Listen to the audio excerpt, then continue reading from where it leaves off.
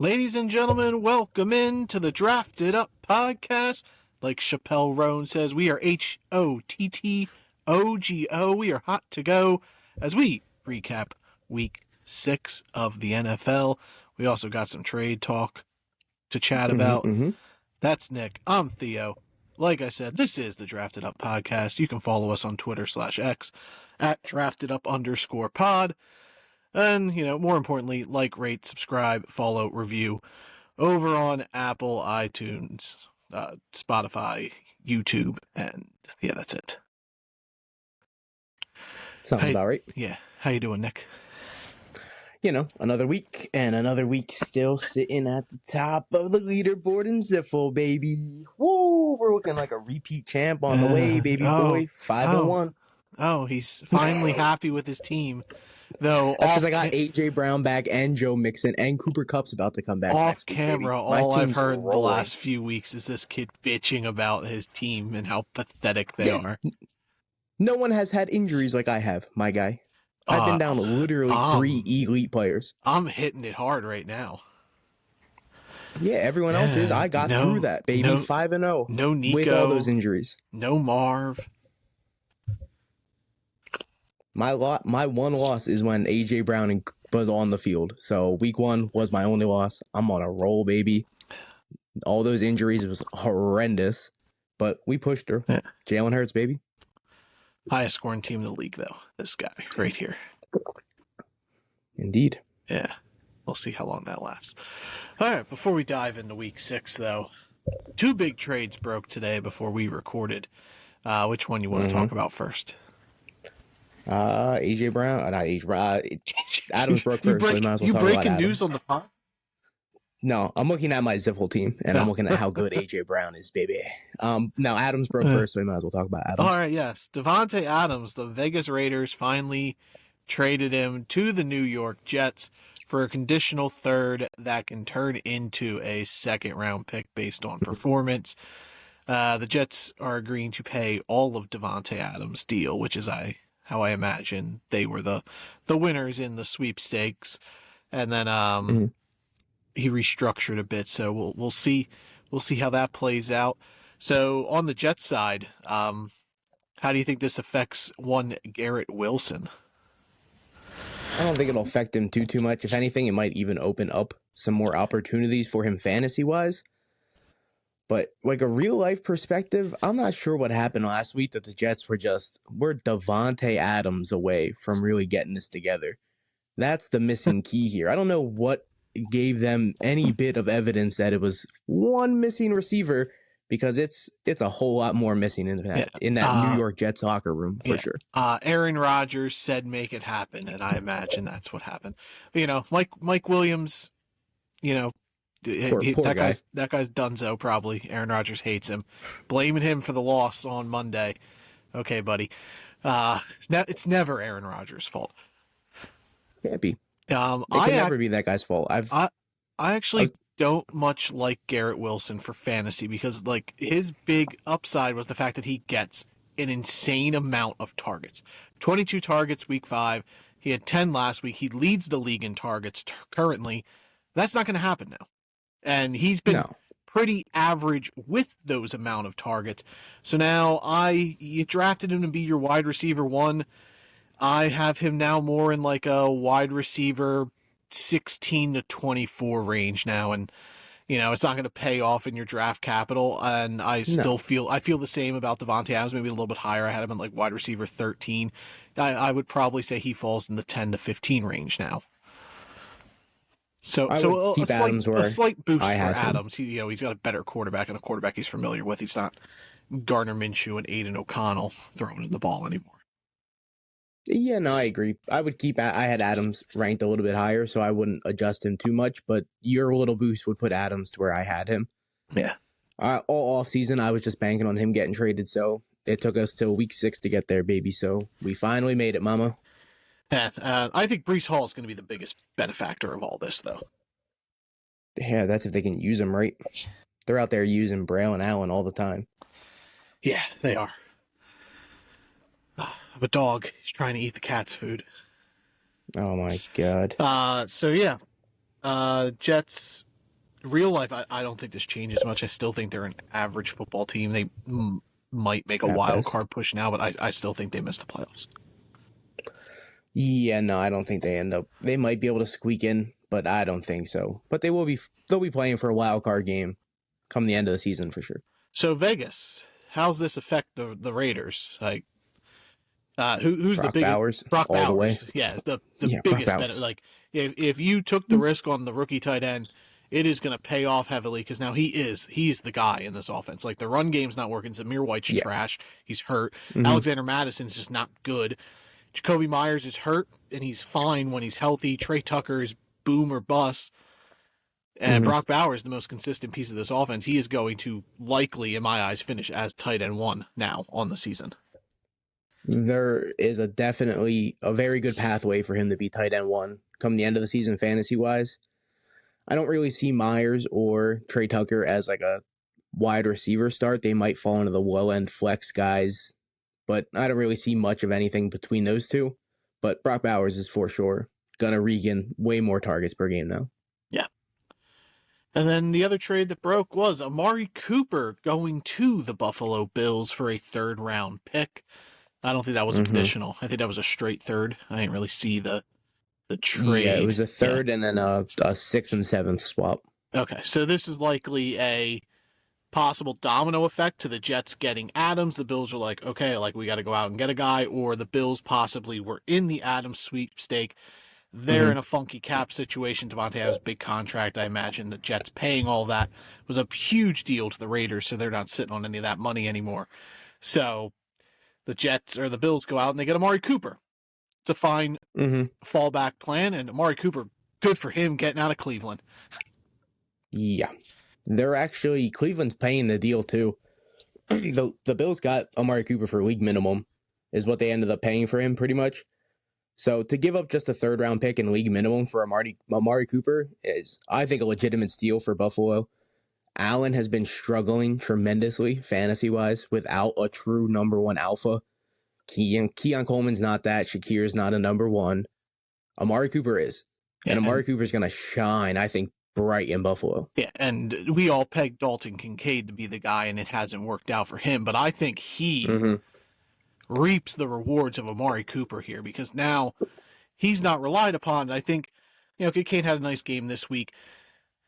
I think you can comfortably start him now. Before you were just starting him because you drafted him and you were just hoping he would just get targets. But now I think with Cooper there, it's going to open the field up for Dalton Kincaid and even Khalil Shakir. But Cooper is going to reap the reward. Like he was getting a ton of targets in Cleveland and they just weren't working because Deshaun Watson is literally the worst quarterback since the year 2000 at this season. Like he's terrible. So, and then from Cleveland's perspective, I guess Jerry Jeudy or David Njoku get a bump, but I just don't think Cleveland's really worthwhile. Nick Chubb's coming back, so maybe him, maybe the run game. I don't know. They're a disaster. I don't trust anyone because of the Watson situation. Njoku's safe, I think, to start at tight end, but it's the market situation. It's like the tight ends are rough regardless. I'm cool with Njoku. Jerry Jeudy, I think, still just a flex spot. I don't think he's going to go up or down. If anything, he's going to get more coverage now, so he can't shine as a 1. It already happened in Denver. Denver tried Jerry Jeudy, and it just didn't work. So I don't know what the fuck Cleveland's doing, dude. Maybe we'll actually see this Cedric is not how Tillman. you run. Even if we do, it's still Watson. He can't hit him. It's not going to be any type of good targets. It happened with Cooper. Jerry Jeudy or Jacoby Myers rest of season? Jacoby Myers. I've seen him actually be productive. I agree. All right, let's get into these recaps.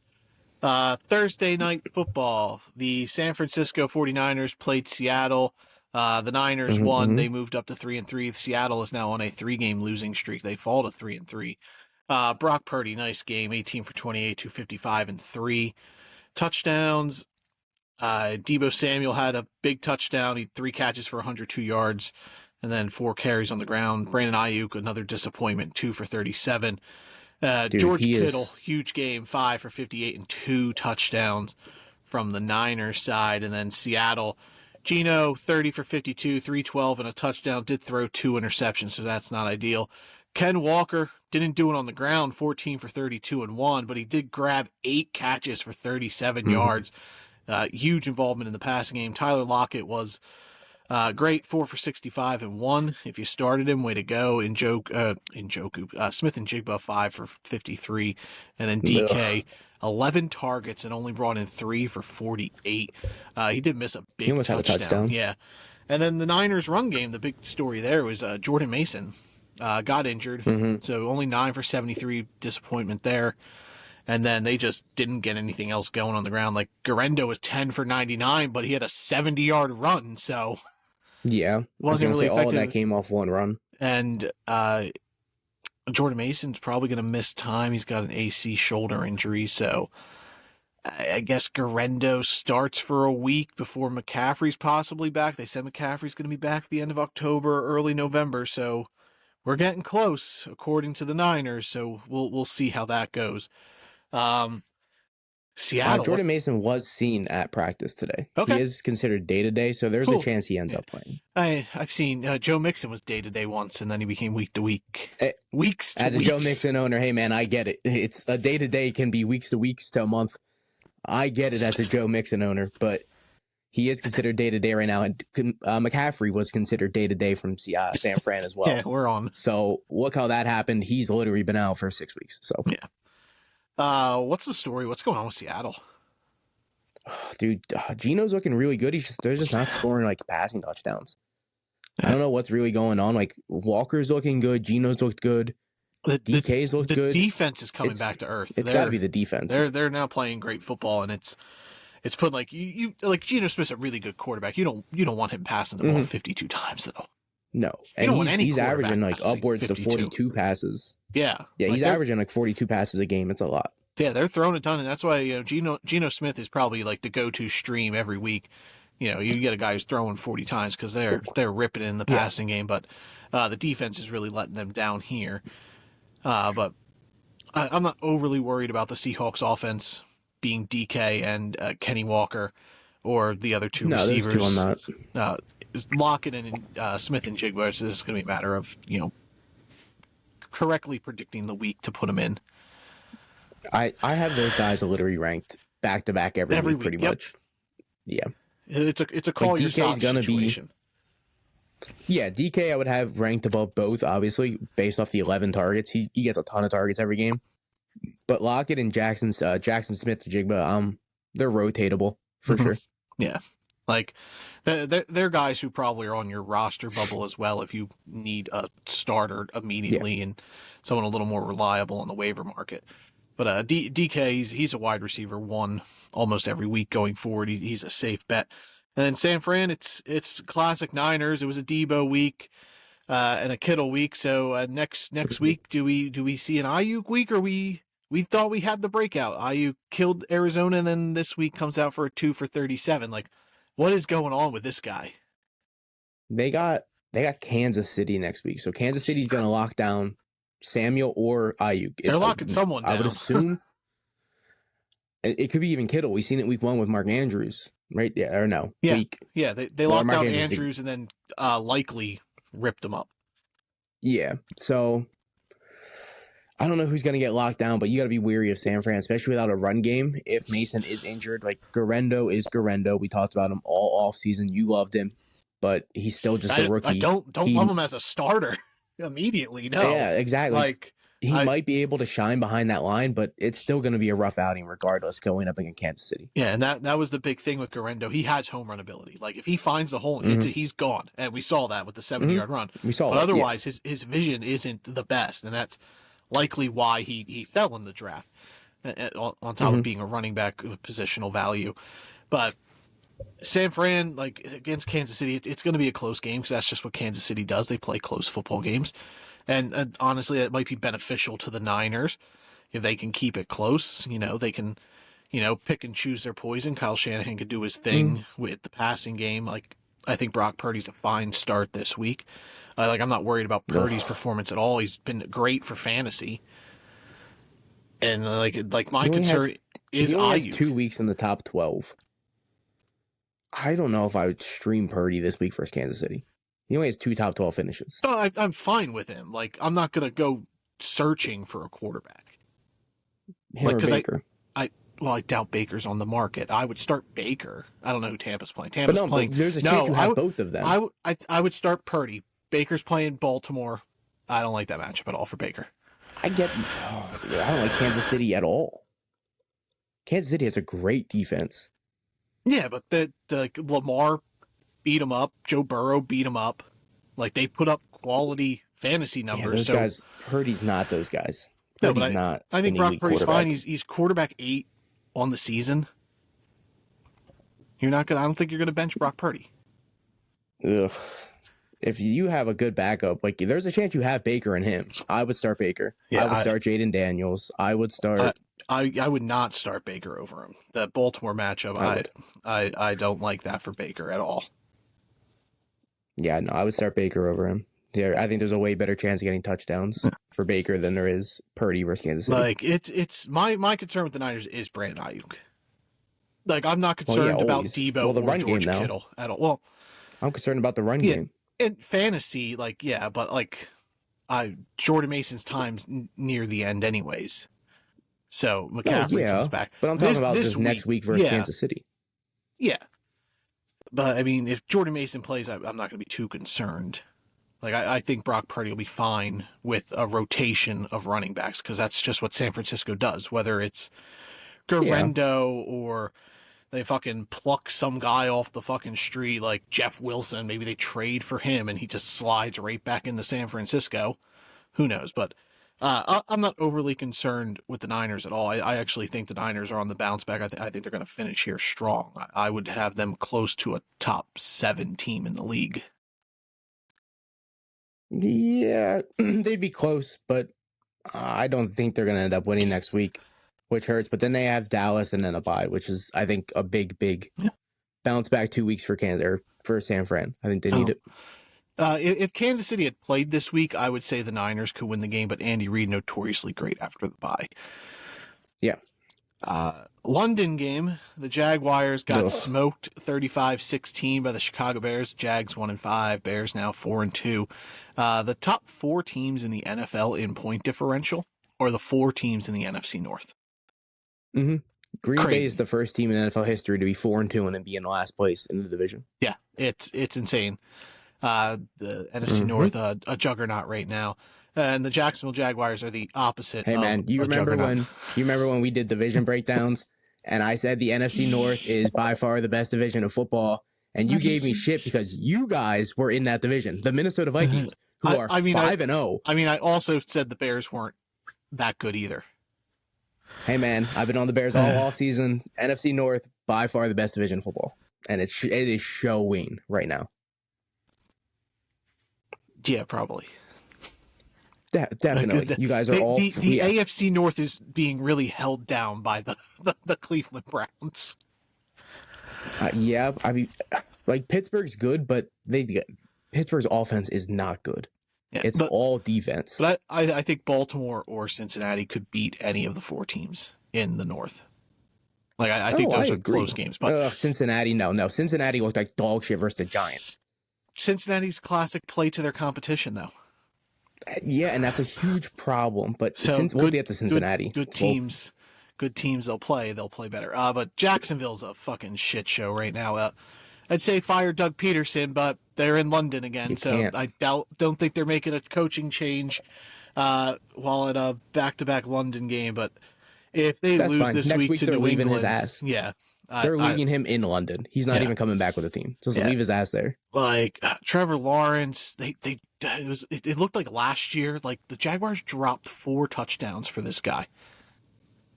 Like Gabe Davis dropped 3 of them and dropped 2 of them. Brian Thomas dropped 1 and Christian Kirk dropped the other. But Trevor Lawrence 23 for 35, 234, 2 and 1, 2 touchdowns, 1 interception. Like, fine stat line, but Lawrence isn't a guy you're putting in your lineup ever. No. Unless you were me 2 weeks ago and it worked when he played the Colts. Travis Etienne's hurt. He had 3 carries for -1 yards. And I'm still persistent. Doug Peterson hates this guy, so I don't expect him to play this week. So we're looking agree. We're looking at a backfield of Tank Bigsby, who was 7 for 24, looking like Tank Bigsby of old, and then Dearness Johnson, who was 6 for 28. and then had 2 catches for 16 yards. New England, it's a favorable matchup. I like Bigsby going forward if he's the guy. Like, and again, if ETN plays, you're not going to bench him, but like you're at the point where like ETN is a flex guy now. ETN's considered week to week, considered the Doug Peterson statement today. So if it's the hamstring injury that AJ Brown had, that was 4 weeks he missed. So we're looking at New England, Green Bay, Philly, Minnesota, Detroit are their next 5 games and on a bye. He could miss all of those 5 games, sit out the bye, obviously. He could be out the next 6 weeks. Man, the Jags having back-to-back London games and then having a game in America the next week.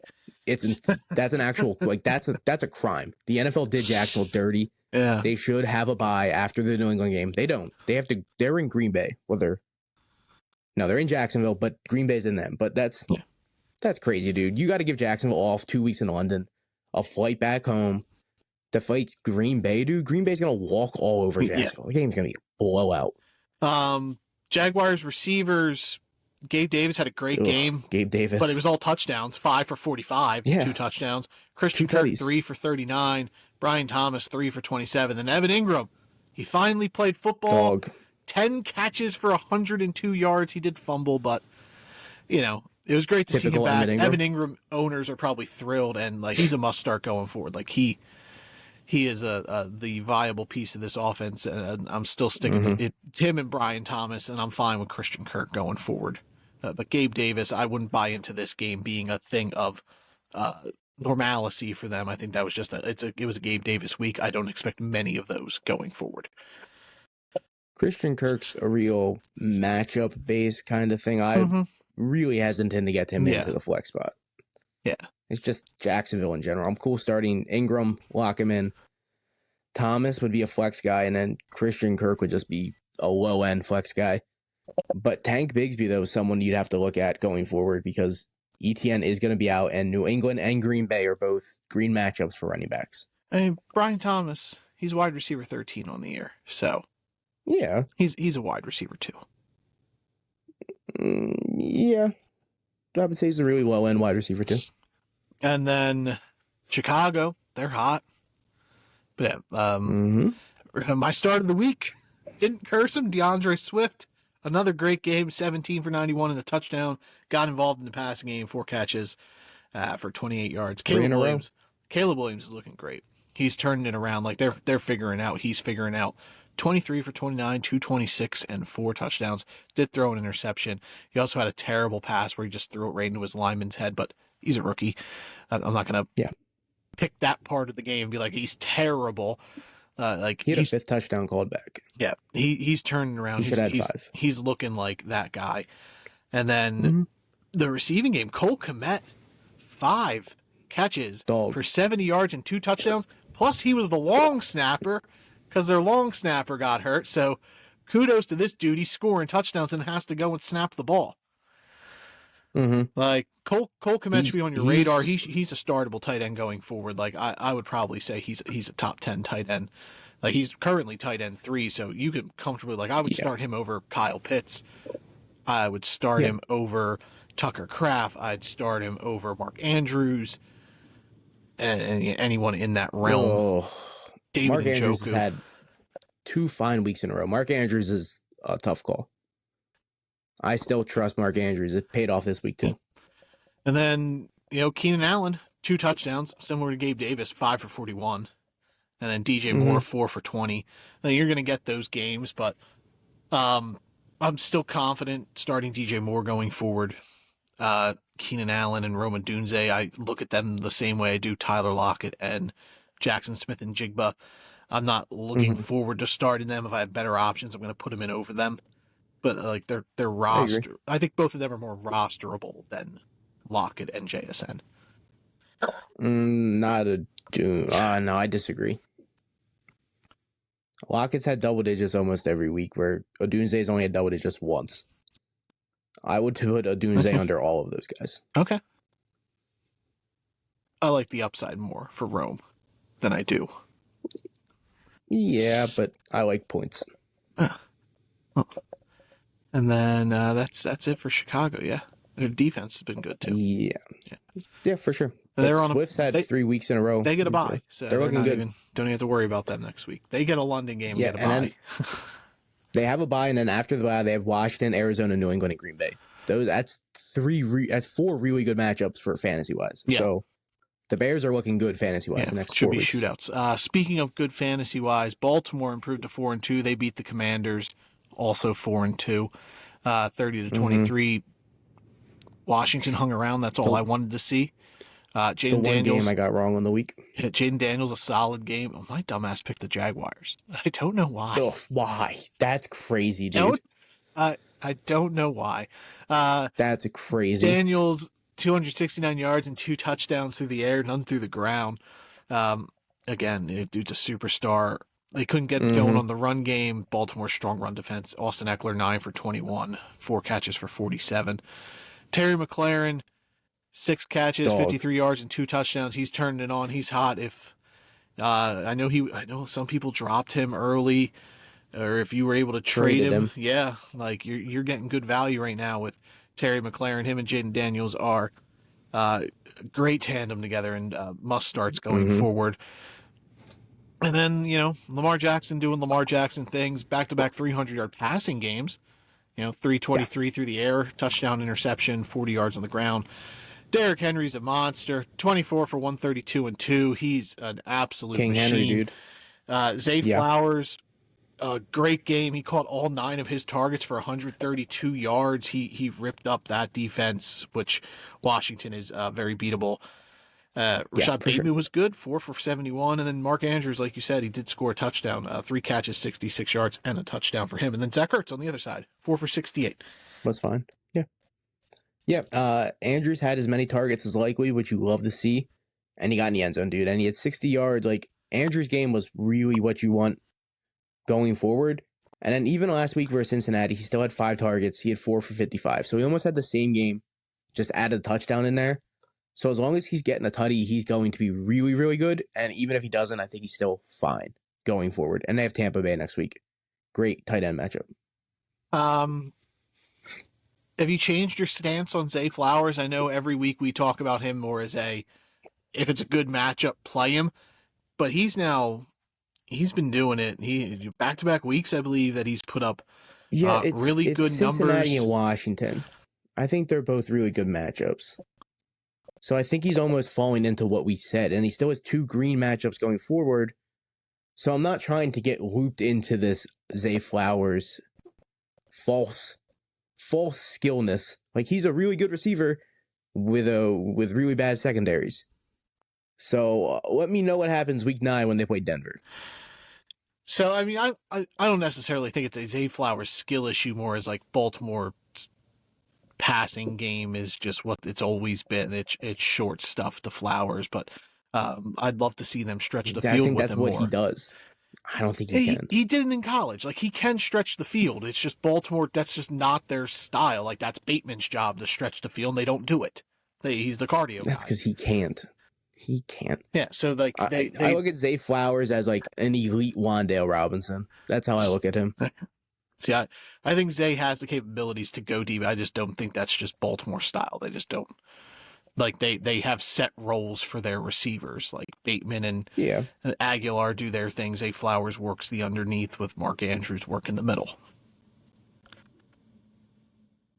Yeah, but no, I think it's still just a matchup thing. And he has 2 really good matchups going forward, so start Zay Flowers the next 2 weeks. So Zay Flowers or Terry McLaurin rest of season? Terry McLaurin. I think I would lean Zay Flowers.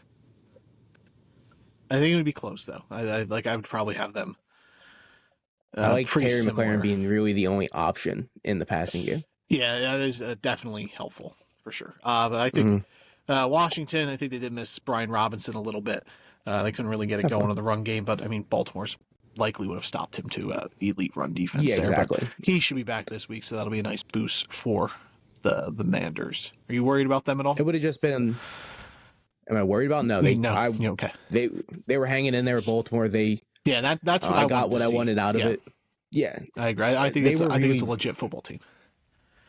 For sure. It was like 10-10 for a while, and I'm like, they're really hanging in here at Baltimore. They're going back and forth. I'm like, Jaden Daniels is showing me what I wanted to see, and I'm pretty confident to lock in the he's a future MVP tag on Jaden Daniels. 100%. I agree.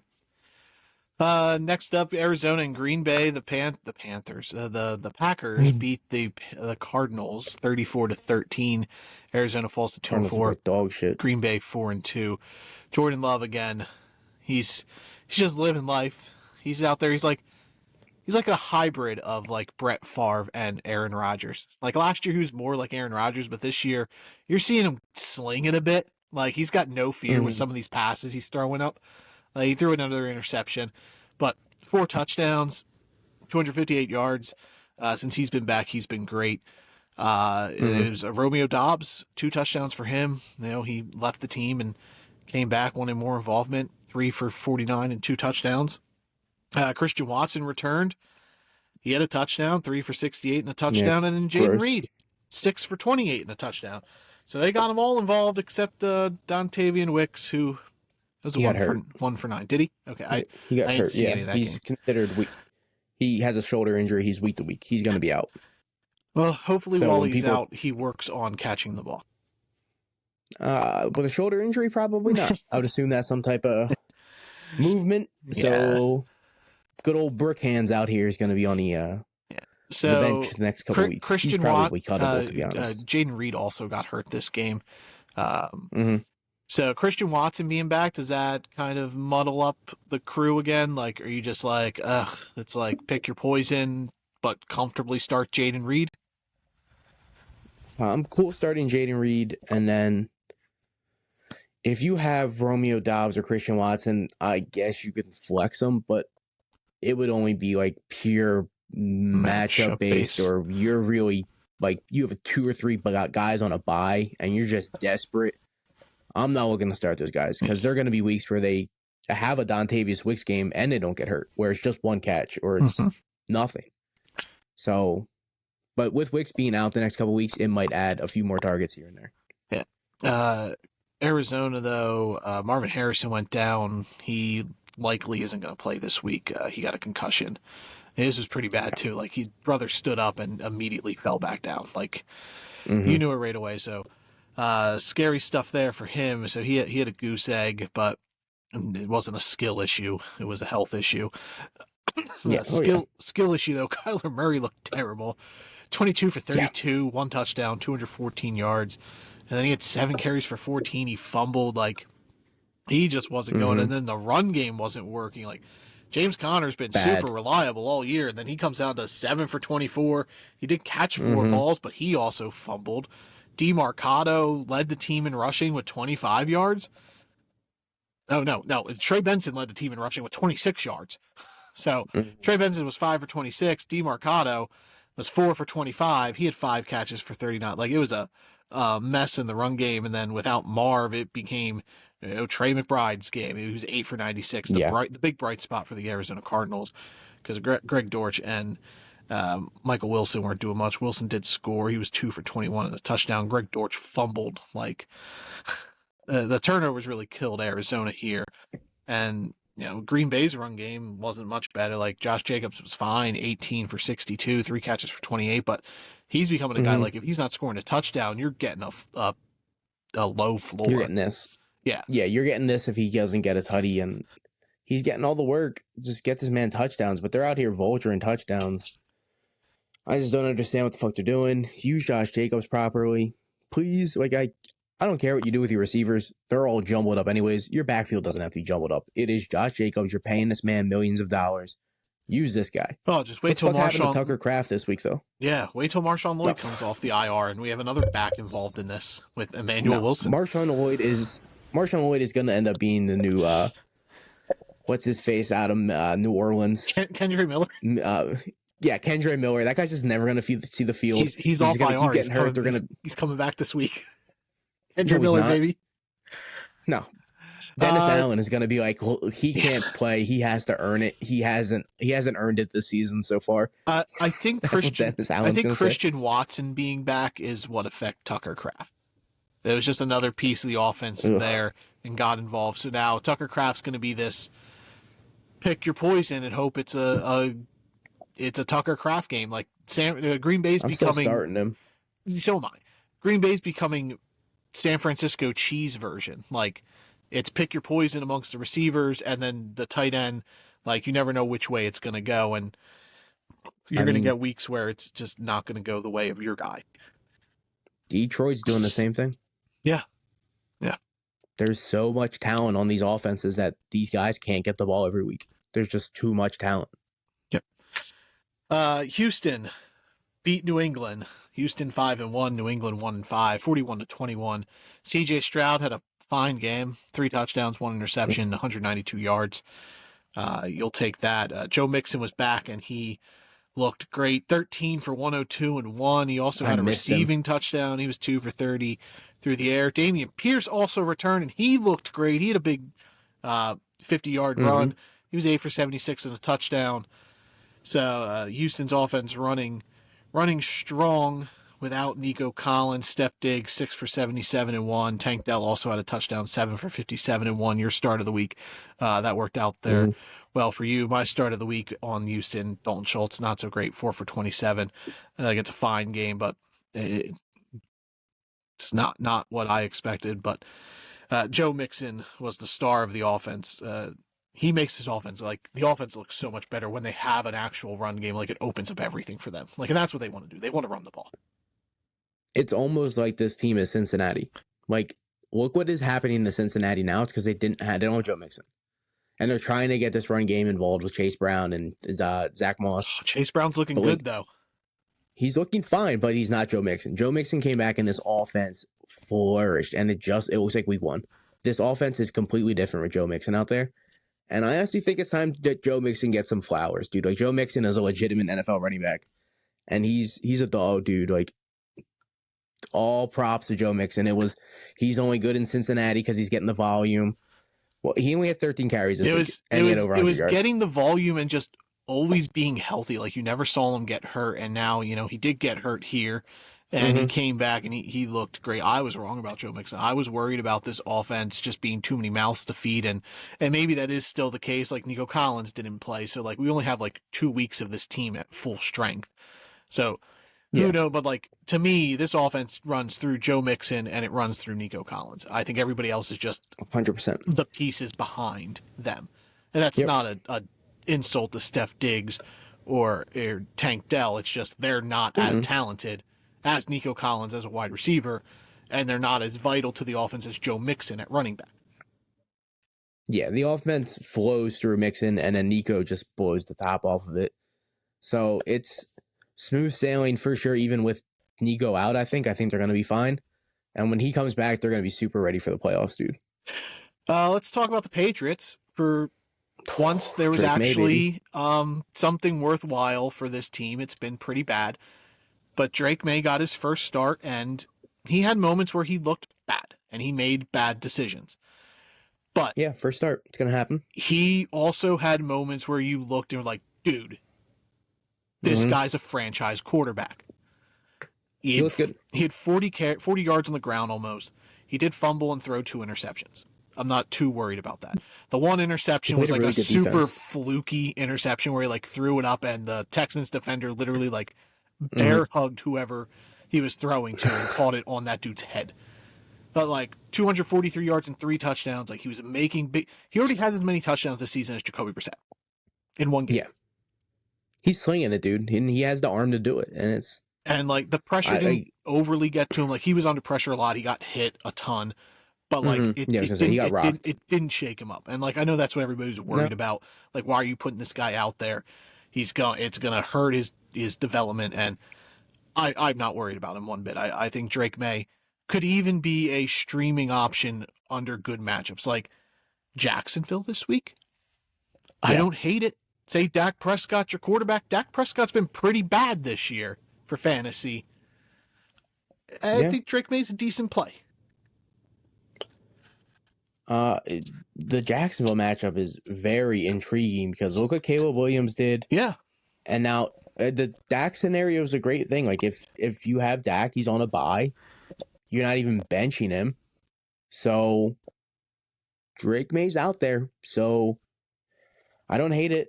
Yeah. I really don't. And He's able to sling the ball like Brissett couldn't, so it does open up this offense into a different way. And he was doing this without their best offensive player in Ramondre Stevenson. He didn't play, and the run games of Matt, like Antonio Gibson had 13 carries, only had 19 yards. He had 3 catches for 24, and then JaMychal Hasty was the other guy, 3 carries for 12, and he had 1 catch for 9. Like both were ineffective, but like Pop Douglas, this guy should be on a roster. 6 catches for 92 yards and a touchdown. Like he's been big waiver. He's been racking up these numbers here lately, and like Drake May's just going to make it better. Like he's had 9 targets in 3 of his last 4 games. Like yeah. Pop Douglas is incredibly under the radar.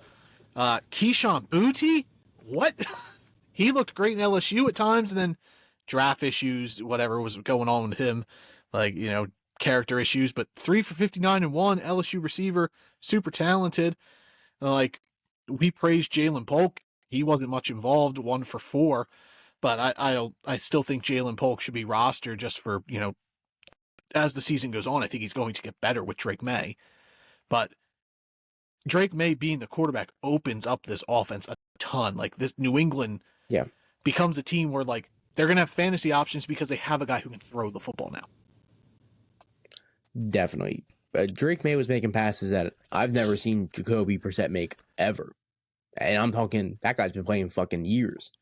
And this is his first start versus Houston, who is an elite defense with a defensive-minded coach. So they're going to go out there and pick apart a rookie quarterback. So the 3 turnovers don't bother me. It is what it is. Go make mistakes, kid. You're not on a team that's in championship contender. Make the mistakes now. For when you're on the field next year, you need to know what you're ready to do. Next year, that's what we're doing. We're building for next year in New England. Yeah. So Pop Douglas, dude, is looking like he's going to be the number 1 target for the rest of the year.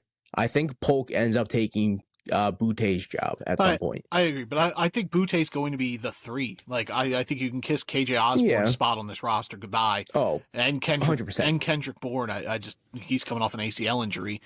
Like, I let these young guys play. Pop Douglas, Keyshawn Boutte, and Jalen Polk. Let them shine with let them develop with Drake May. And we've seen how easy it is to go get an alpha number 1 receiver. We've seen it happen happened twice today for a 3rd round pick.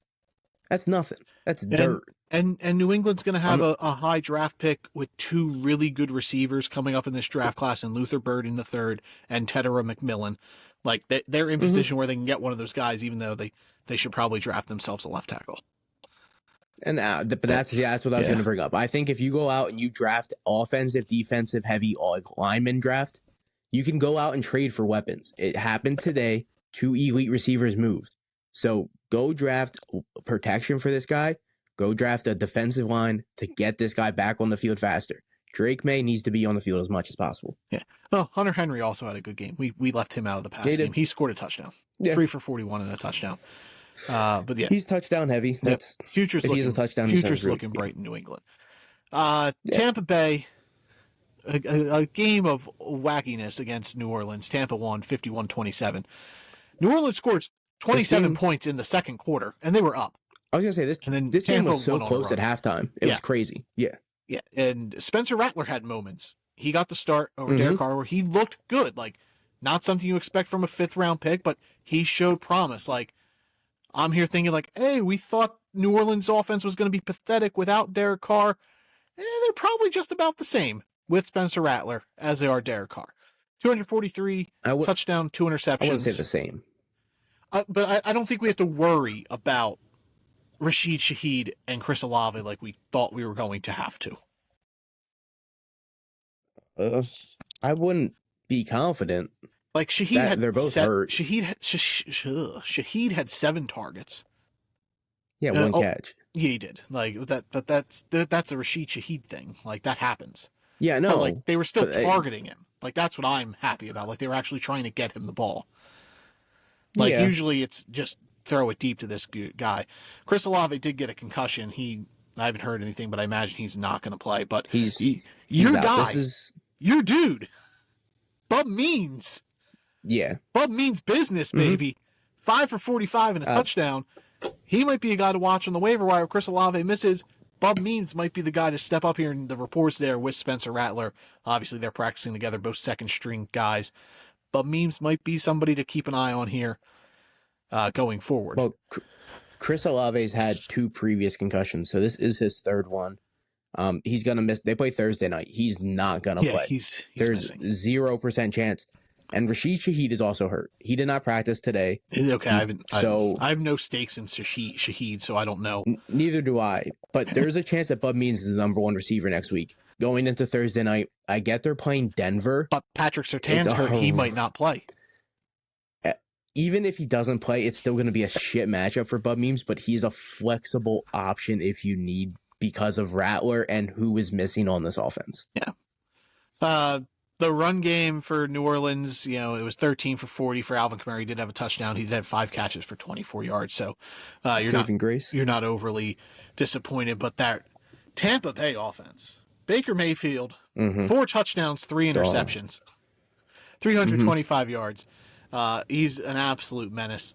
The run game, is Rashad White bad?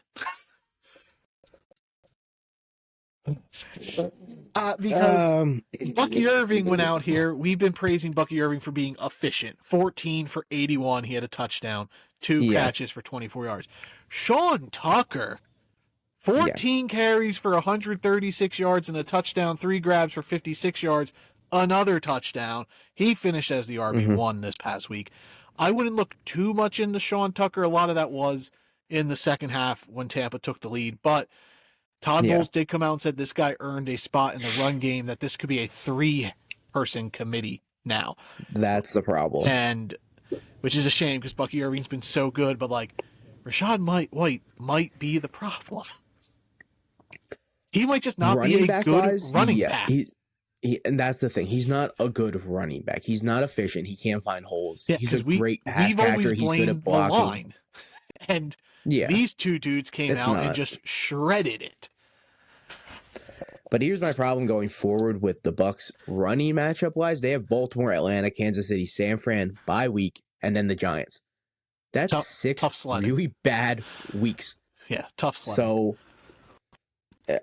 I'm not really looking for Sean Tucker longevity because I don't think it's going to be there, especially with the matchups and White coming back. But Tampa's got to figure this out come next season.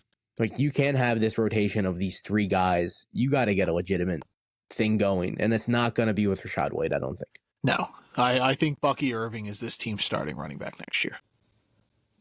I think they either bring someone in and Bucky's still the backup, or it's going to be Bucky and someone else. But I don't think Bucky's going to get the full run. Speaking of shredding it, Chris Godwin. Ugh. 11 catches for 125 yards and 2 touchdowns. This man has been irrelevant fantasy for 2 years, and now he is just absolute. Baker Mayfield's I fixed Mike Evans last year. I'm doing it with Chris Godwin now, brother. Yep. It's Godwin's turn this year, baby. And Mike Evans a rough game, but again, classic Marshawn Lattimore matchup. Lattimore just has this dude's number, 2 for 34. Yeah. Sterling Shepard had 4 carries for 31 yards and then 3 catches for 23. Weird. He's getting involved with McMillan still banged up. He did play, and then Trey Palmer's still out. But Cade Otton not really involved. Fine. 2 for 15. He did score, so that's nice to see. I did like that Spencer Rattler was throwing to his tight ends, being both Juwan Johnson and Foster Moreau. I just like that Rattler was trying to get everyone involved in this offense, which is not a Derek Carr thing to do. Derek Carr, it's pretty much Shaheed and then someone else. I'm not as worried with Spencer Rattler back there for New Orleans. I think Juwan Johnson might be a nice flex play, stream option at tight end this week. Say you have Jake Ferguson or Colby Parkinson's the other guy on bye. He's probably not in a lineup. But are you worried about Mike Evans? Are you on red alert? No, I would even go get Mike Evans if you can get him for cheap. Not cheap, but if you can undervalue Mike Evans because someone's upset with his performance this week, pull the trigger. I would never doubt Mike Evans. I'm not in that boat. I would trade Garrett Wilson for Mike Evans. Yeah, I would try to move off of Garrett Wilson for Mike Evans, Yeah, 100%. I would try to sell that if I'm the Garrett Wilson, or be like, hey, Devontae's going to open things up for this dude. Like, he's going to be more efficient. Like, Mike Evans, like, he's the number 2 now. Like, look at Chris Godwin. Like, who knows what's going to happen?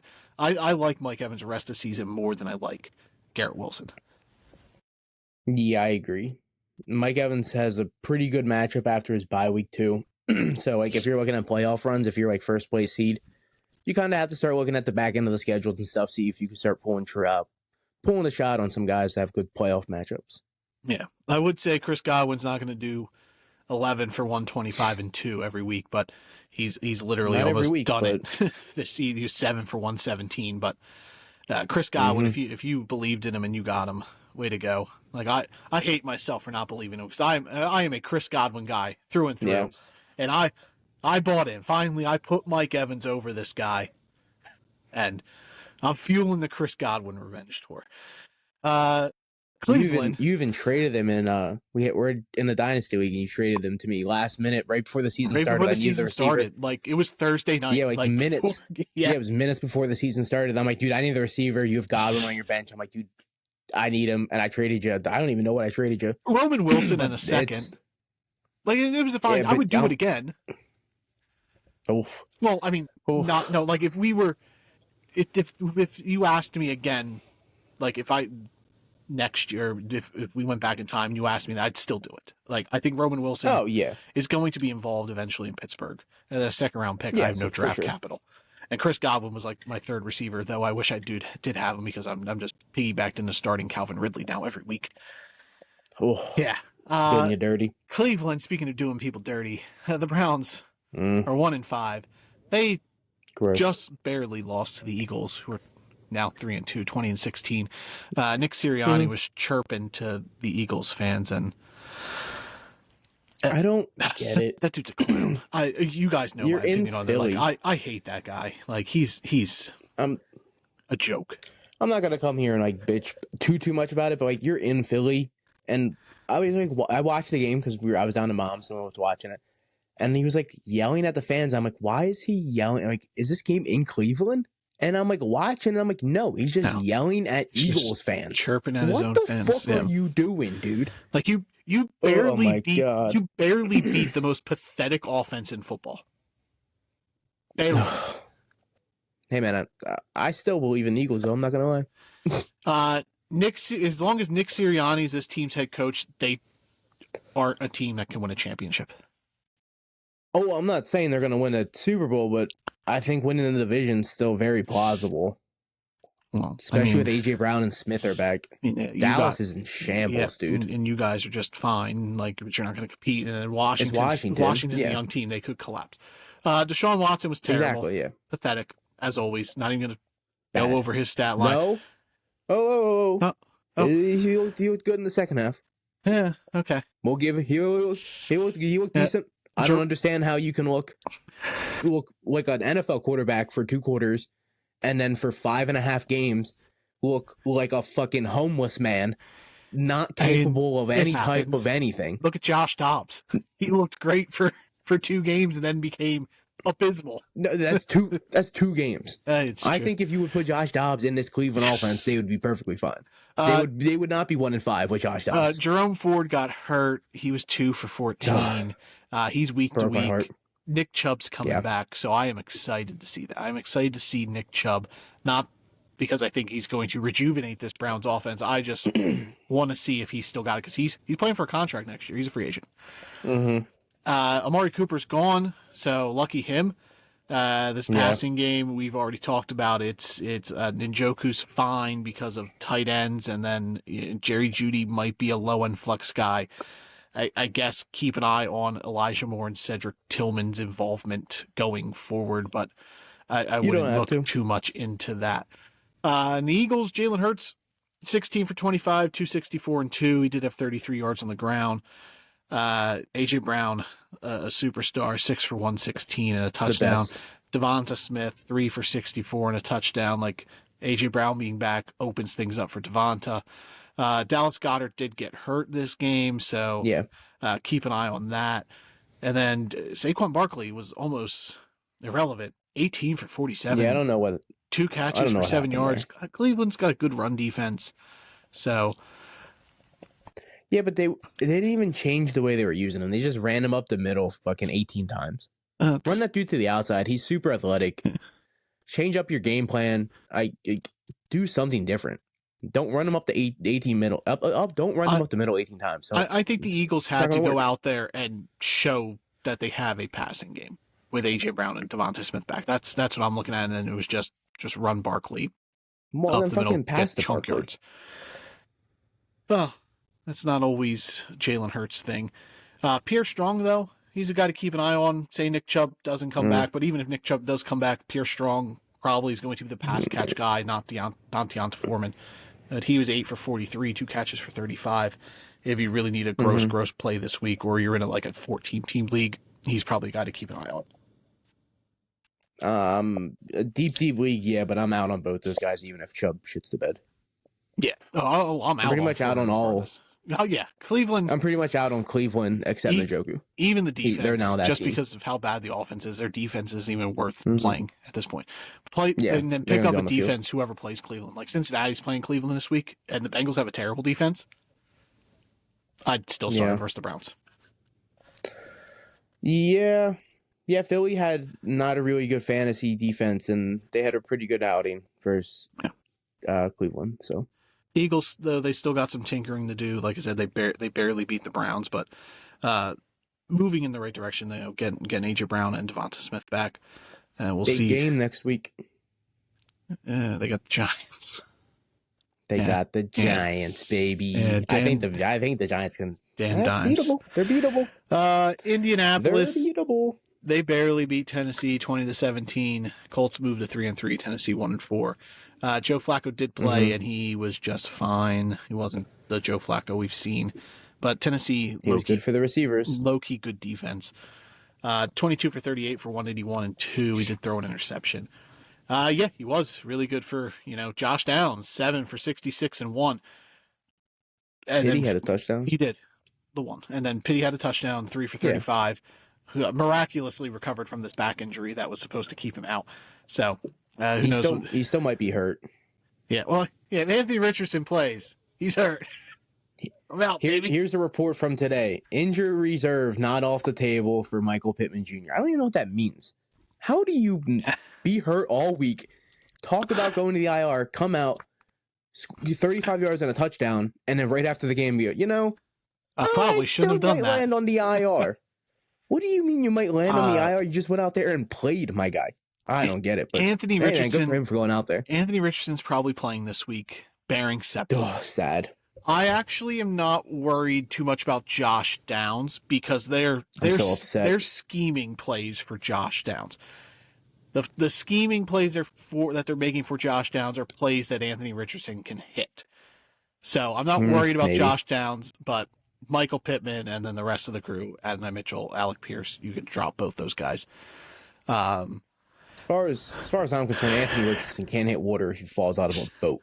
So I don't think he can hit Josh Downs, to be honest. I am extremely worried going forward with Anthony Richardson as the quarterback. Coaches get fired every year playing potential. Just play Flacco, dude. Anthony Richardson's not ready. Like, look at Drake May. We've seen Drake May go out there and he is ready. He went out there and performed. Richardson can't do that. He's not a quarterback yet. Fucking sit the guy for Joe Flacco, dude. At least another couple weeks.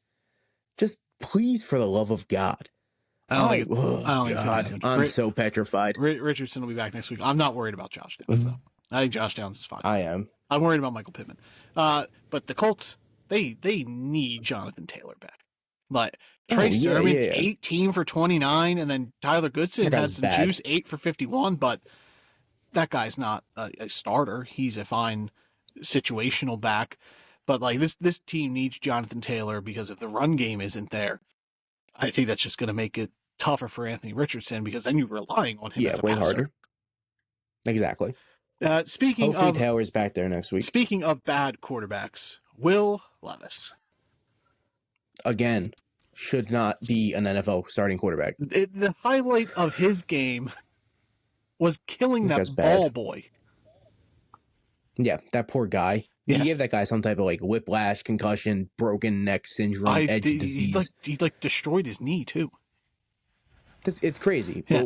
But 16 for Will Levis is 27, bad. 95 and 1, and he had another interception.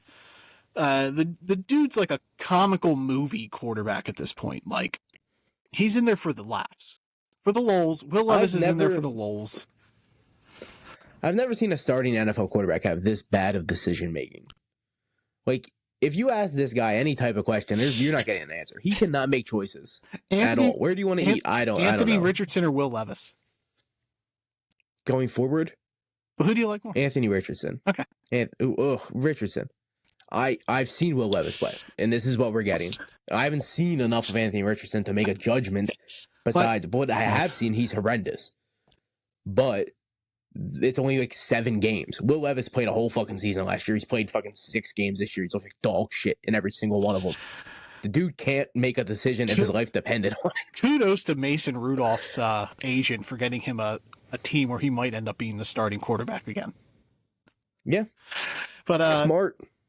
Calvin Ridley, they're like, yeah, we're going to get him involved. And then he had the worst 8 targets I've ever seen. Like, I don't think any of those 8 were catchable. Like, Will Levis was just throwing him bad passes. I believe one of the 8 was actually deemed catchable. Yeah. Like, the Tony Pollard's it's insane. Good, 17 for 93. He had a touchdown, 3 catches for negative 5 yards. Tyjae Spears is day-to-day. He's hurt, so sad. It's already Tony Pollard's backfield, but not Tyjae Spears not being there is just going to open up more work for Pollard. Pollard's a great start going forward. He is really the only reliable piece of this offense. Tyjae Spears a day ago was upgraded to week. Oh, upgraded to week. His hamstring. So is he downgraded? I guess. Oh, okay. No, downgrade. It's the AJ Brown hamstring. So he's going to be out 2 to 4 weeks. It's not the day-to-day hamstring. It's the I'm a miss time hamstring. So you moving on from Calvin Ridley? I don't want to, but man, yeah. They got Buffalo next week. That's gonna be rough. But then they do have a lot of green matchups coming up. So I would bench stash him and hope Will Levis just starts hyper targeting him. Just out of I'm going to lose my job regardless. Or Mason Rudolph comes in. That is true. Yeah. I think if they would have pulled the trigger by now, it would have happened. Like, this coach actively hates Will Levis, and he has since week 1. I think if they would have pulled the trigger, it would have happened. Does not like that guy. The Chargers beat Denver 23-16. Chargers improved to 3-2. Denver falls to 3-3. Justin Herbert. I'm surprised. 237 and 1. 4 carries for 2 yards. Herbert's not really a starting quarterback for fantasy. No. Going forward, and really no one on the Chargers is except for J.K. Dobbins now, because Gus Edwards, who's been bad to begin with, he's on the IR. So Gus Edwards or J.K. Dobbins, 25 carries for 96 yards and a touchdown. This is his backfield. Kamani Vidal did get some action, so that was nice to see. He had a receiving touchdown. My boy. But I guess keep an eye on him, but I wouldn't be looking to put Cavani Vidal on my roster. Ladd McConkey might be fine. Hold on. Let me go off Vidal. Okay. It's crazy that he can come out here and do this 1 week and have more points than Gus Edwards has in all season. Probably if you add up exactly. Gus Edwards has looked like trash. And I think it's just making me more angry as a guy who drafted Gus Edwards in a handful of leagues, because I'm like, he's going to get a bunch of touchdowns this year. No, you can't get touchdowns if you're shit and you don't play. So Kamani Vidal is way more talented than Gus Edwards, dude. Like, if we're going off pure talent, it's not even close. Oh, we liked Vidal in the draft process, and when the Chargers got him, we were just like, okay, he's the Blake Corum. Like, he's got a similar build, similar style. Mm-hmm. But I mean, 5th round draft pick, obviously, it's tough for that kind of player to play his way into the starting lineup right away. But hopefully this continues, and I imagine Gus Edwards is probably irrelevant in this offense going forward. Yeah, shout out J.K. Dobbins, though, dude. Like, I'm not a big J.K. Dobbins fan, but see it. Good story. Good for you, dude. Two years fucking breaking your legs. Go out there and ball out, dude. I know you don't have the burst you did, but no, he doesn't. Good. Yeah. McConkey, he is probably the only passing game option who is worth starting. I was four I was going to say 43.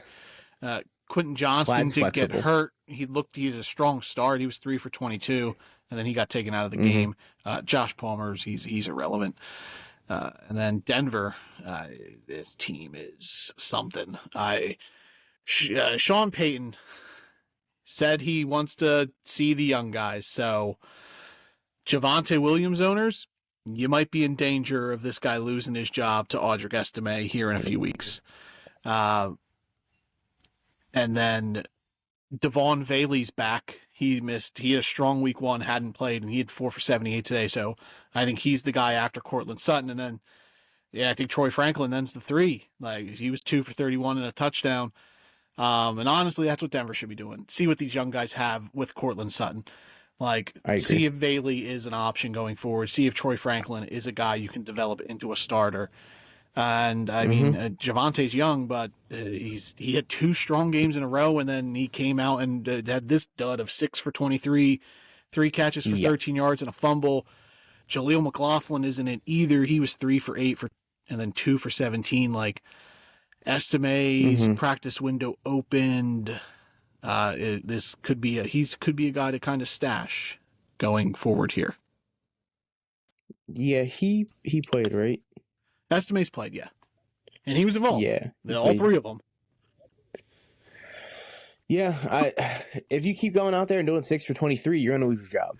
This is how the NFL goes. And especially when you're trying out young guys, and Denver's looked fine. They're 3-3. I don't think they're going to be pushing for a playoff spot per se, but fucking Bo Nix has kept them in a lot of these games. Yeah, Bo Nix, he's been fine. 216 yards, 2 touchdowns, an interception, 61 yards on the ground. Like, he's doing exactly what you asked. Oh, Audric Estime did play this week. Yeah, I thought you were asking if he played this season. About. I thought you were asking if he played this year. No. I asked if he played this week. Yeah. Okay, well, look out. It might be next week. It might be Audric Estime's job. I don't think it's gonna be next week. I think if Williams goes to bed next week, Thursday. Yeah, we'll see. Yeah, they got Indianapolis this week, and then they had New Orleans this week.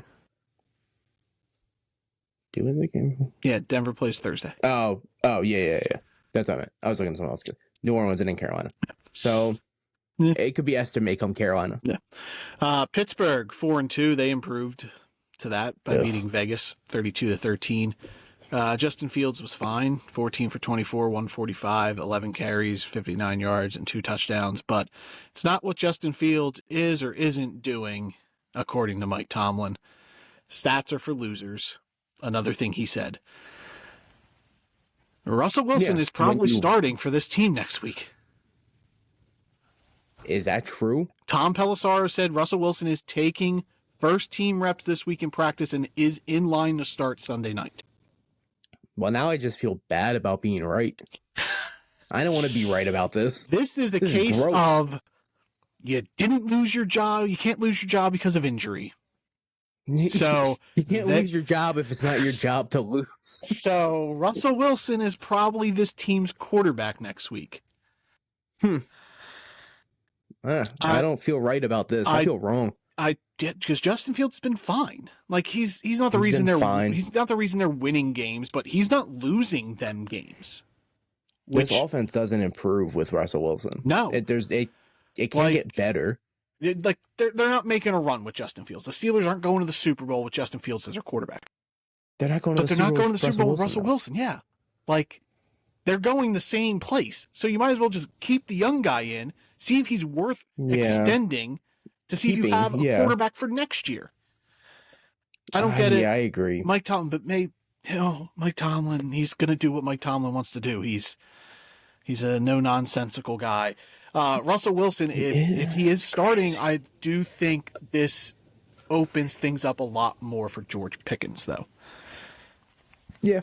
So maybe that is the case. Benefit.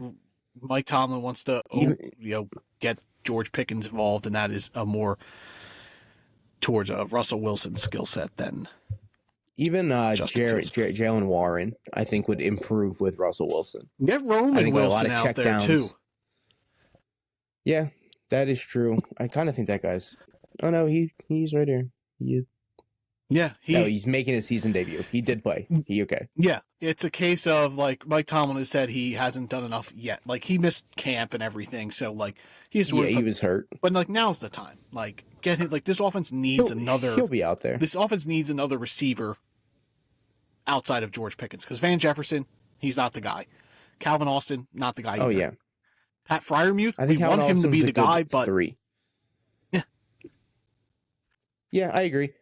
They got the Jets coming up and then the Giants, and then a bye. I think after the bye is where we really see the transition with Roman Wilson. Yeah. So just keep him on a short watch list here. So they got 2 games before the bye coming up? Yeah. Russ is starting both those games, and then we're going to find out who this team's quarterback is after the bye They got week. the Giants. They got the Jets and then the Giants. Okay. Playing Vegas opened up the door for Najee Harris, though. 14 for 106 and a touchdown. He looked great. Jalen Warren, not so much. 6 for 7, 3 catches, 11 yards. He was banged up. I think this might just be a case where, like, it's just not Jalen Warren's year, like, whether it be, like, injuries or just Pittsburgh's offense is not being great. Like, I'm not giving up on Jalen Warren. I think he's going to be a vital piece of this offense. Mm-hmm. But I just think this year might not be it for him. I think he's droppable. Yeah, I agree. I do think, though, with Russ coming in, I think he gets a lot more targets. So it does open up PPR options more. Mm-hmm. Because Justin Fields isn't going to really check down to a guy too much. He did have 3 receptions. But Najee, though, dude, he's for sure going ahead their number 1 back. He gets all of the rushes.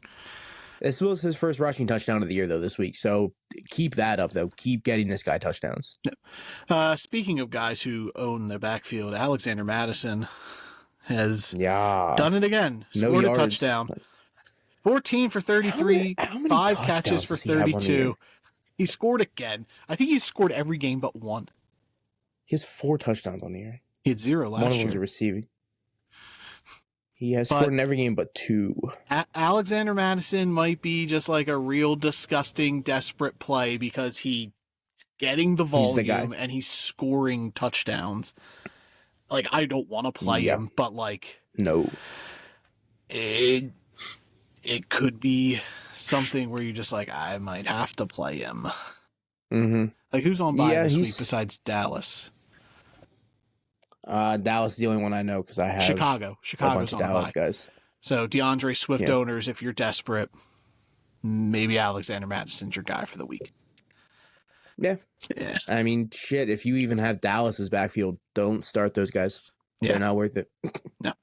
And then this offense, it's really, like we said during the trade talk, it's Brock Bowers. Yeah, that's rough now. Trey Tucker got the goose. Jacoby Myers is hurt. If he plays, like, Jacoby Myers might be a fine flex spot if you're desperate, but it's the Brock Bowers show in Vegas, and that's it. Mm-hmm. Yeah, that's very similar to Cleveland. It's just their tight end. Yeah, it's disgusting. And then flexible running back. So, yeah, with Chubb coming back, it's all flexible running backs for these shitty teams, too. Yep. Atlanta beat Carolina 38-20. Atlanta improves to 4-2.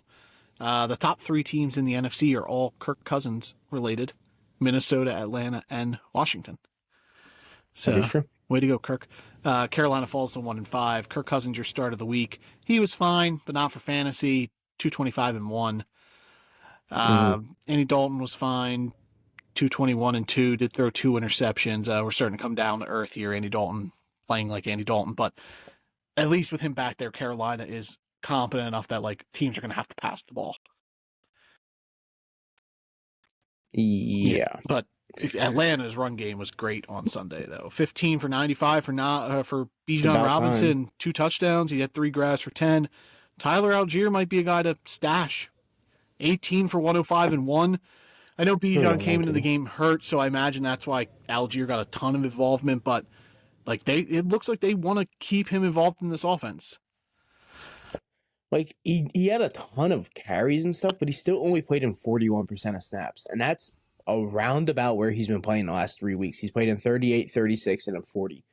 So the percentage of snaps really didn't increase. It was just his workload while he was on the field increased a bunch.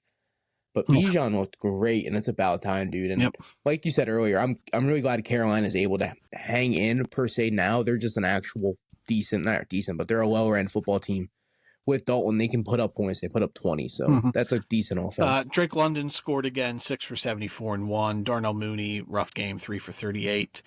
Kyle Pitts, 3 catches, 70 yards. You'll take that from him. And then Carolina, Xavier Legette scored a touchdown, 3 for 23. Deontay Johnson's been really good since Eddie Dalton came in, 6 for 78 and 1. Chuba Hubbard continues to be impressive, 18 for 92. He did have 5 grabs for 11 yards. Like you're happy with him. And Carolina did open up the practice window for Johnny Brooks. So we'll see what kind of involvement he has.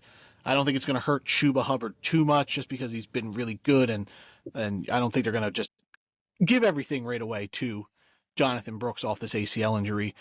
But something to keep an eye on. Like Chuba Hubbard might now be a flex guy instead of an RB2. With the window, it's what? They're 21 days. Weeks to 21 days. It's three weeks. So even if he misses the next 3 weeks, it's Washington, Denver, New Orleans. Those are all green running back matchups. So Chuba's a start for the next 3 weeks. And then even if he comes back, it's versus the Giants in 4 weeks. So that would be the game he has to come back for. And then they have a bye. And then they have Kansas City. I don't think they're going to give Jonathan Brooks the workload after the bye. It's Kansas City. That would be a horrendous game to be. Here's your first full workload. I don't think they're giving him the workload at all this year. I agree. Though there are some really juicy matchups there in the back end. I got Dallas, Arizona, and Tampa. So that's really good matchups to end it. I've been sitting on this guy all year on my IR. I can't wait to potentially play him. Anyone else in this game? Xavier Legette, you cool with him for the rest of the year? Or you not really? He's become touchdown dependent. Exactly. He's very touchdown dependent. Thielen's going to be back soon, so who knows? Thielen should be back relatively soonish. I'd be cool moving on off him if you have to. Like if you have to pick up guys for bye weeks and he's not someone to cut him. Yeah. Right, so he's had some nice weeks though. Yeah. Dallas got stomped, 47-9. Detroit 4-1 now. Dallas 3-3. Dallas much needed bye week. This team needs a bye. Yeah, I'd fucking say so. Dak Prescott has been terrible this year. Like in real life, like fantasy, he's been okay. Like he's QB 12, but he's not been a great QB 12. Like I like Brock Purdy more than I like Dak Prescott. Ugh, but I would take Dak. 178, 2 interceptions. CeeDee Lamb, 7 for 89. Like you're fine with that, but that's not like what you drafted CeeDee Lamb for. And then like Jalen Tolbert, we thought the hype train was there, 4 for 43. And then Jake Ferguson, 3 for 11. Like Dallas couldn't get anything going this game. This was just a dud game. Like Rico Dowdle had 5 catches for 30 yards, 5 carries for 25. Like he couldn't even get the run game going. Detroit's run defense, incredible. And on Detroit's side, this offense is cooking. Detroit does whatever Detroit wants to do. And then they did lose Aiden Hutchinson for the season. That's so upsetting. To that gruesome injury. Very brutal injury. Yeah. Like, I feel for him. And, like, also, though, Detroit was doing shenanigans with trying to get their fucking linemen touchdowns at the end of this game. Like, I hated it. Like, what if Penei Sewell got hurt when you're trying to hook and ladder him the ball when you're up 32 and he gets hurt and, like, he didn't. So everyone's like, oh, that's awesome. They're trying to get the big boys a touchdown. They're trying to get him buzzing. But, like, if Penei Sewell goes down, he's arguably their best player. And then you lost Aiden Hutchinson as well. Like, don't fuck around. Like, it was dumb play calling. Like, if you're going to do that, do it with the backup lineman. Like, you were up. There was no reason for it. Like, that was my problem with that. Like, maybe you feel differently. Like, I hated it. I was personally like, I thought it was really dumb. I'm indifferent to it. It was dumb. But Jared Goff jumped. I'm going to quick jump to Dallas. I'm jumping back to Dallas real quick before we move to Detroit. This is very similar to last season, where Dak and CD started off fine, average, okay. But they have a bye week. Out of the 11 games left, Dak has 9 green matchups, 2 orange matchups. He has no red matchups, fantasy-wise. 9 out of the 11 weeks left, Dak has green matchups. CeeDee Lamb, 7 out of the 11 are green matchups. None are red. These guys have great matchups. It is time to ditch the run game and fucking pass the ball. They aren't running. No, they're trying. They're trying ridiculously. Are they? There's no. Yes, they had 13 even Tom Brady kept bringing it up. They had 13 carries on Sunday, and it was all before they got blown out. And 8 of them were to Zeke.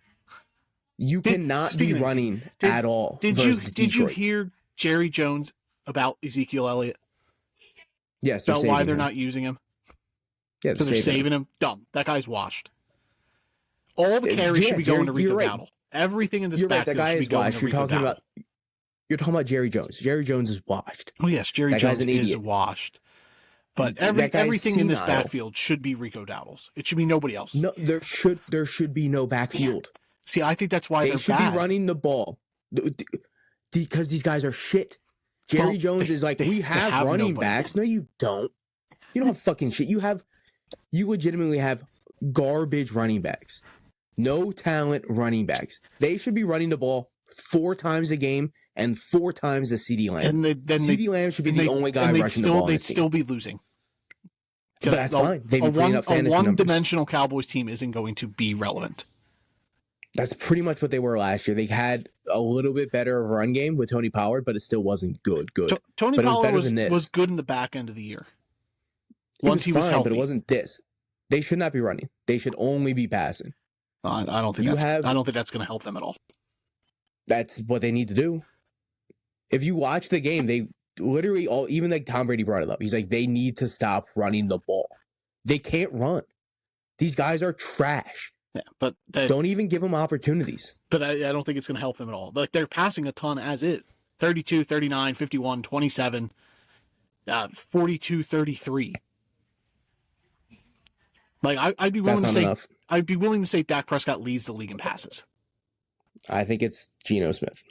Oh yeah, that probably makes sense. That guy's throwing the ball 50 times a game. Yeah, I'm pretty sure it's Geno Smith.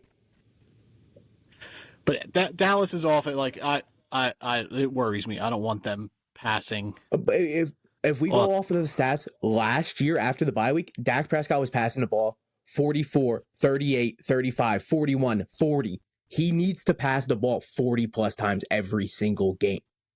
They did it last year and it worked.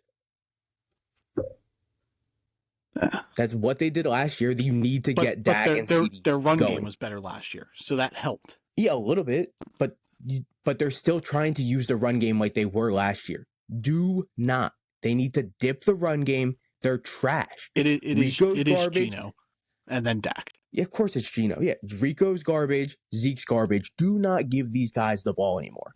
Dip it. You take this bye week, figure it out.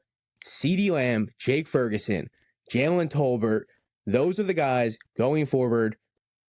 That's it. I think Rico Dowdle's fine. No, Rico's a bum, dude.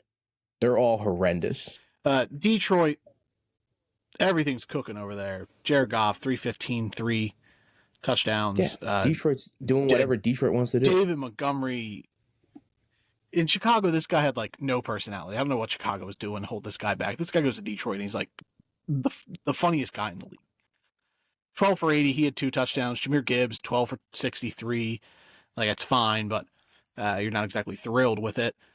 He just didn't get in the end zone. He looked good. Jameson Williams, he scored another touchdown, 3 for 76 and 1. Amon-Ra scored, but he was only 4 for 37 and 1. Sam Laporta, one catch for 52 yards and a touchdown, though. So you'll take it as a Sam Laporta owner just to see him get in the end zone. You're happy about that. Yeah, but Detroit might be like play too. Detroit might be the most like appealing offense to watch in football. Like, they do everything well. Yeah. Like, they're great at blocking, they're great at running, they're good at passing. Like, this is a well-oiled machine. Oh yeah, offensively this is what Dallas wants untouchable. To be. Yeah, and they're using their running backs like they're David Montgomery and Jahmyr Gibbs. They're not. I don't think any of their running backs have had 12 carries in a game this year. Last week, Rico Dowdle had 20 carries last week, and they won. Yeah. They The week won. before that, he had 11, so he's pretty close. Yeah. And they won that But- game. Look at that. When Rico Dowdle breaks 10 carries, they win football games. Did they beat? They beat Pittsburgh and they beat you guys. Yeah. Yeah. You know, that's fine. Yeah. Doesn't affect me. Rico Dowdle's dog shit. I'm listening to Tom Brady. Do not run the ball ever again. Oh, they're gonna. Yeah, and they're going to lose, so that's fine. Detroit, though. Best team in the NFC, in my eyes at least. Yeah, I think they're better than Minnesota. I've had them over Minnesota in my rankings every week. So, spoiler alert, they'll be over them this week as well. Cincinnati improved to 2-4. They beat you guys 17-7 in a nice, ugly Sunday night game. My start of the week, Daniel Jones, not so good. 22 for 41, 205, an interception. 56 yards on the ground, though, so I guess that's fine. Tyrone Tracy, though, this dude's good at football. Finally used him in a receiving game, too. Yeah. Which is what we needed him for. 6 for 57, and then he had 17 carries for 50 yards and a touchdown.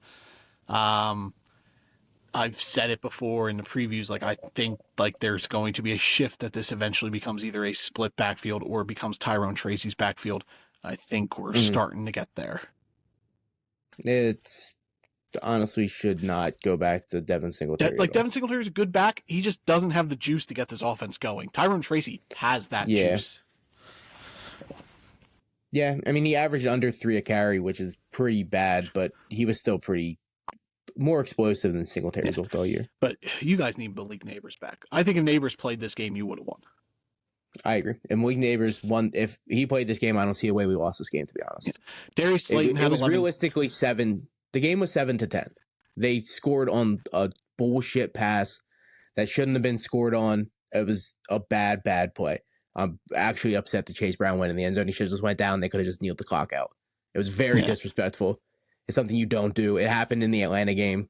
Clark Phillips picked off the ball and he just slid down. You slid down at the 2-yard line is what you do in football. I think it's a coaching thing. I don't think Zach Taylor's a smart enough coach to be preaching that. Like, I was going to say it's a youth thing with Chase Brown, but Garendo did it. He went down. But then, I mean, Kyle Juszczyk did score. But Clark Phillips did it, and he's like the most arrogant kid in college. Like, I loved him coming up, but he had attitude issues, and he still slid. I think good coaching. Raheem Mostert probably drills that into those I think guys. Kyle Juszczyk, I think he went in the end zone just because his wife was right there. Yeah, I think that's the only reason he went in the end zone. But I think Shanahan, he would coach Grant, like, go down. I just don't think Zach Taylor's with it enough to be like, go down. Zach Taylor is another clown coach. He's why the Bengals aren't a contender. I mean, that defense-wise too. Defense is bad. Well, yeah, defense is terrible too. But defense is very bad. Darius Slayton had 11 targets. Wando Robinson 11 targets.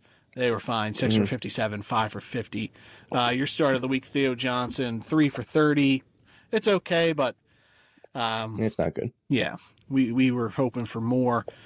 You guys did a pretty good job shutting Jamar Chase down, 5 for 72. T. Higgins was 7 for 77.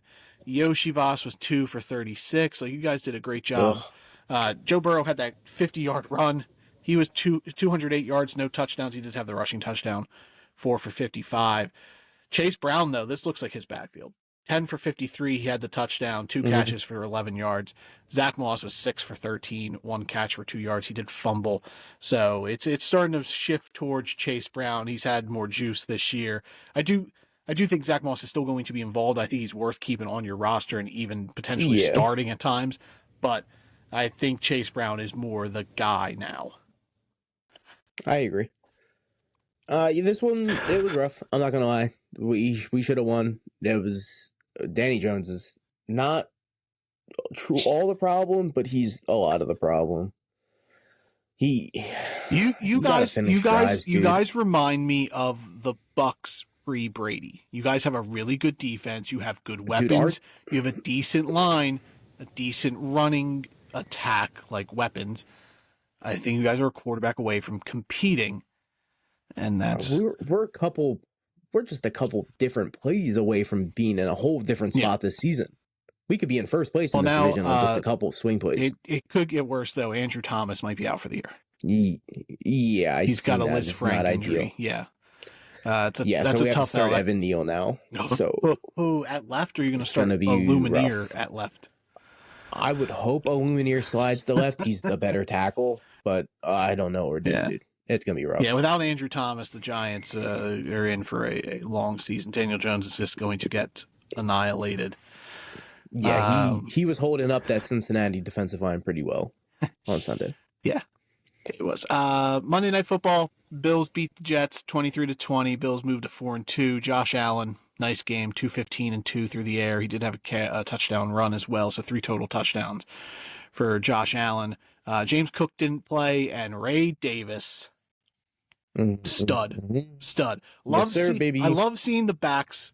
Like, this running back class wasn't great, but like these back end backs that we were high on that ended up going in like the 4th, 5th, 6th round are getting their chance to play, and they're cooking. Like, Garendo's looked fine. Like, he had the nice big run. Ray Davis, Tyrone Tracy, they're being relevant in their offenses now. Like Ray Davis, Bucky Irving as well, and he was the one everybody was worried about, not us. Ray Davis, 20 for 97, 3 catches for 55 yards. His catch, that one catch down the field where Allen escaped the pocket and just threw it up to him, was a beautiful play. Ty Johnson got the start, but Ray Davis was the backfield. I don't know how much it holds up, because like I think James Cook is going to be back, and it's going to be his backfield. Like, I don't think there's a timeshare at all, but it's good to know if James Cook does go down again, that Ray Davis could step in and perform. He's that guy, dude. He was this guy all through college, wherever he went, on multiple different college teams. He led them in rushing. There's like 3 or 4 different teams. Ray Davis is that guy, dude, and I hope he actually gets a chance at some point in the NFL. Yeah, I think he will. I think next year he's going to be more involved. Him and Cook will be a nice little 2-headed back here for Buffalo. The receiving game, like we said, with Amari Cooper coming there is huge for them. There's a reason they went out and got Cooper, and it's right here on this stat sheet. Dalton Kincaid was 6 for 51. You would have loved to have him to get that touchdown, but it went to Dawson Knox. But upsetting. Khalil Shakir, he's banged up. He missed practice. He probably shouldn't have played, but he was 2 for 19. Keon Coleman 3 for 26. They cut MVS, but Amari Cooper for this team is huge. Yeah, and then he's going to open up the whole passing. He's going to open up. And then the Jets, Breece Hall, what a great game for him. 18 for 113, 5 catches for 56. Alan Lazard, again, another good game, 6 for 114 and 1. He had that big Hail Mary. Garrett Wilson, 8 for 107 and 1. And then it was Aaron Rodgers. Aaron Rodgers was pretty good. 294, 2 touchdowns, 1 interception. How do you feel about Rodgers' rest of season with Davante Adams now coming here? Like, he becomes a streamable guy, right? I guess. Yeah, I would have to see it before I actually stream him. Let's pull up their schedule here. They got Pittsburgh and New England. Not great matchups. Yeah, and after that, it's good. Houston, Arizona, Indy. Those are teams you can pass on. Bye-week Seattle, yeah. Yeah, so those 3 games coming up after Pittsburgh and New England, he's probably a stream option, and those are going to be bye-week situations. So, keep your eye on Rodgers. But I would not stream him Pittsburgh. Definitely not. I wouldn't even stream New England. New England, it enters the realm of possibility just because it's a division game. It's going to be a decent game. Drake May has. I want to see what New England does this week versus Jacksonville. If they come out and they're slinging and scoring, then maybe we have a shootout on our hands between New England and New York. That is true. Are you willing to move on from Khalil Shakir now that Amari Cooper's there? Would you drop him?